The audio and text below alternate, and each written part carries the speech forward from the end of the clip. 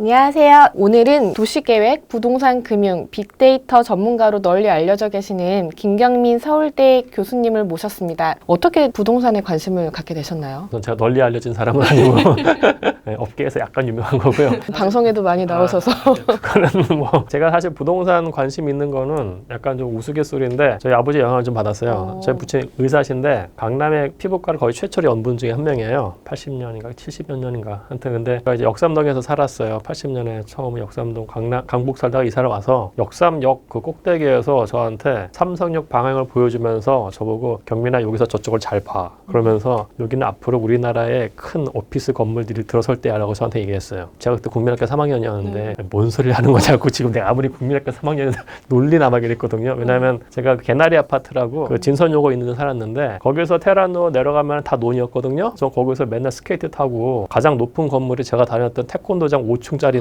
그 뭐 말도 안 되는 소리를 하고 있냐고 왜 나를 놀리냐고 그렇게 생각했어요 사실은. 근데 하여튼 그 영향인지 모르겠는데 제가 그 테라노가 어떻게 봤는지 계속 봤어요. 그래서 그게 개인적으로는 좀 재밌었어요. 재밌었고 그 다음에 또 제가 고등학교 때인가 또 갑자기 또 말도 안 되는 소리를 하는 거예요. 야 우리 또 나중에 건물 꼭대기 올라가서 살자 그러더라고요. 그래서 왜요? 그랬더니 외국에서는 건물 꼭대기가 제일 비싸. 그게 펜트하우스예요 사실은. 그래서 그거 보고서 아니 80년대에 제 부친이 그런 생각을 했다는 거에 대해서 계속 궁금했어요. 궁금해서 제가 중간에 약간 외도를 했습니다만은 계속 뭐 공간이라든지 아니면은 부동산 관련된 공부를 어떻게 하게 된 것 같아요. 리판 경제연구소에 이제 참여를 하시고 부동산 인덱스도 만드셨잖아요. 어떤 인덱스인가요? 그럼 부동산 인덱스에 대한 거는 너무나 연구가 많아요. 너무나 많고 예를 들어서 우리가 유명한 케이스 슐러 같은 분, 케이스 교수 제가 알기에 노벨 경제학상도 받았는데 인덱스 만들어서 받은 거거든요. 인덱스를 만드는 계량 경제 기법 되게 많아요. 되게 많아서 그러니까 제가 왜 이걸 만들었냐면은 첫 번째는 저 개인적인 그건데 좀 웃긴 거긴 하지만 국민은행 인덱스는 정말 잘못된 인덱스입니다. 가격이 굉장히 잘못된 거고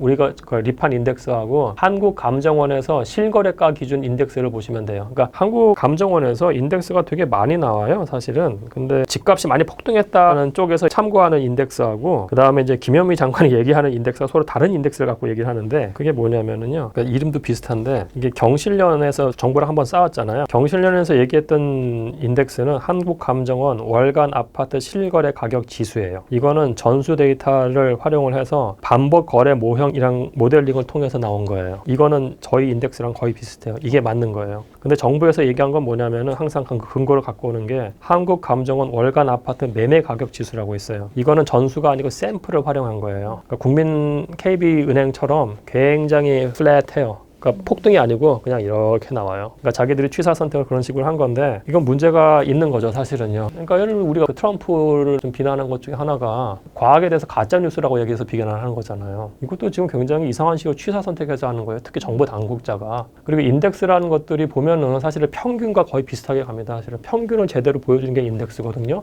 그러면은 인덱스고 다 필요 없고 그 평당 평균을 했을 때 서울시 가격이 어떻게 올랐는지 보면 되는 거예요. 사실은요. 근데 우리가 인덱스를 만드는 이유는 뭐냐면은 압구정동 현대 아파트라고 하더라도 그 역 앞에 있는 아파트 30평대하고 역으로부터 한 10분 걸어가는 아파트 30평대 가격이 달라요. 당연히 다르고 1층 다르고 12층 다르고요. 그죠? 그러면 이게 우리가 한 지역에서의 인덱스를 만들 때는 이 로케이션, 그러니까 위치의 차별적인 것 그리고 건물의 차별적인 것들을 통제를 해야 되는 겁니다. 그걸 통제를 해서 이제 계량경제 분석 기법으로 이거를 만드는 건데 농담으로 3대 인덱스인데 이 KB 인덱스, 한국은행 인덱스, 한국감정원 인덱스, 저희 인덱스가 있는 거죠. 근데 KB 인덱스는 절대 보지 마시고요. 이상한 인덱스니까. 호가 중심이어가지고 그거는 굉장히 안 좋은 인덱스예요. 잘못 나오고요. 왜냐면 호가 중심 인덱스여서 2008년, 2009년에 우리나라 가격이 샥 터진 다음에 폭락했다가 폭등했거든요. 그걸 못 잡아요. 그거 보시면 돼요. 그리고 그 다음에 이제 반복 거래 모형도 자주 사용되는 인덱스 중에 하나예요. 근데 반복 거래란 건 뭐냐면은 어떤 아파트 마켓이 있으면 거기서 반복적으로 거래된 것들 샘플만 이렇게 하는 거거든요. 그러니까 아주 디테일하게 강남구, 뭐 강남구에서 도곡동 뭐 이런 인덱스를 못 만들어요. 그래서 저희 인덱스는 사실은 헤도닉 프라이스 모형이라고 뭐 그 대단한 것도 아니에요. 그냥 그 위치하고 그 다음에 아파트 특성 같은 것들을 통제해가지고 만든 인덱스인데 물론 그 전에 이제 데이터 전처리 작업을 좀 했어요. 왜냐하면 아웃라이어 예외치들은 좀 제끼고 해야 되는 거니까. 근데 전수조사로 했을 때 저희 서울시 전체의 인덱스 트렌드는 한국감정원 그 월간 아파트 실거래 가격 지수랑 거의 비슷해요. 비슷하게 가요. 그러니까 저는 이거를 바탕으로 해서 봐야 된다고 보고요. 그러니까 저희가 이제 지수를 만들었던 이유 중에 하나는 사실은 사람들한테 정보를 좀 더 많이 아는 게 좋은 거고, 특히 구별로도 어떻게 돌아가는지 알면 좋을 것 같고, 그래서 약간 좀 오픈 데이터 운동 차원에서 저희가 인덱스를 만들었어요.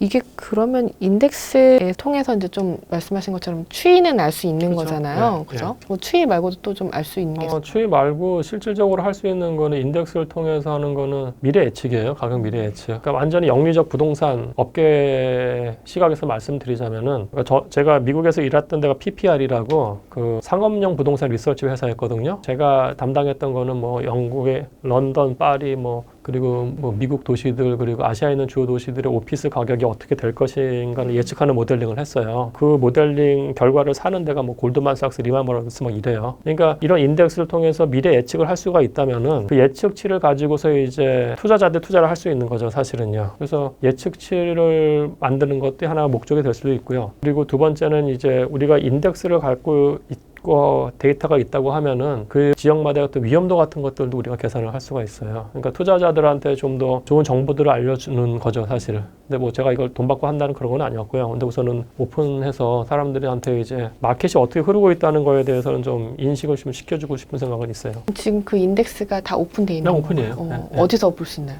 그 리펀 홈페이지 가면 어딘가 있을 것 같은데.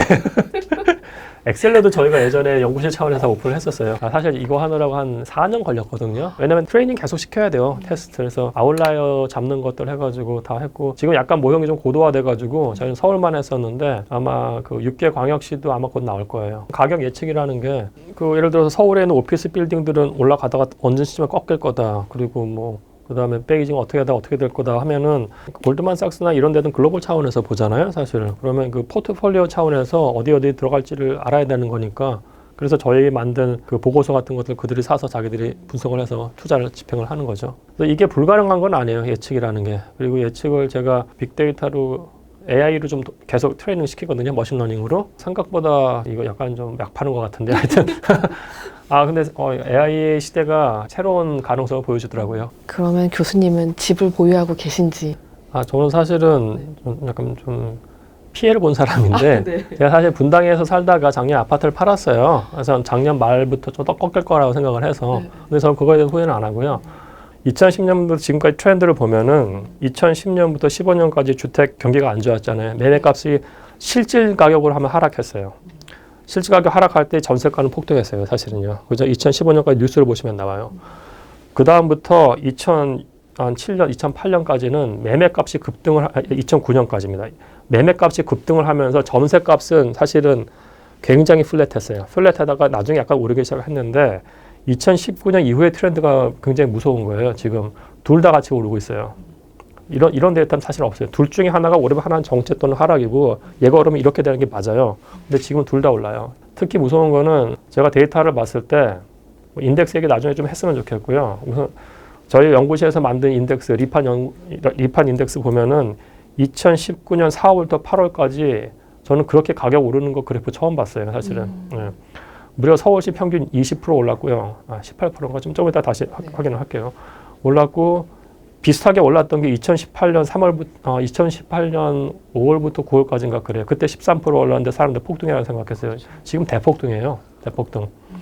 근데 이게 사실 오피스는 몇 개 없으니까 네, 따져보면은 그렇게 가능이 한데, 아파트는 무수히 많고, 그쵸, 여기에 이제 네. 플레이어들도 무수히 맞아요. 많잖아요. 네, 그러다 보니까 또 이 플레이어들이 이성적인 판단으로만 하는 게 아니라 심리적인 판단으로도 이제 이거를 낮은 가격에 판다거나 네. 갑자기 높은 가격에 판다거나 이런 식으로 튀어나오는 네. 변수들도 있고, 예. 무수히 많은 플레이어가 있어서 이거를 다 예측이 될까요? 그러니까 예를 들어가지고 그 집들이 많잖아요. 집들이 많은데 말씀하신 것처럼 어떤 집은 금매로 좀 낮춰서 나올 수 있고, 어떤 거는 높여서 나올 수도 있으니까 우리가 어떤 모형을 하면은 그 지역 또는 그 아파트의 옵티멀한 가격을 알 수가 있어요. 적정가를 우리가 알 수가 있어요. 적정가보다 낮다고 하면은 시스템에서 이건 저가네 하고 콜을 줄 수가 있는 거죠.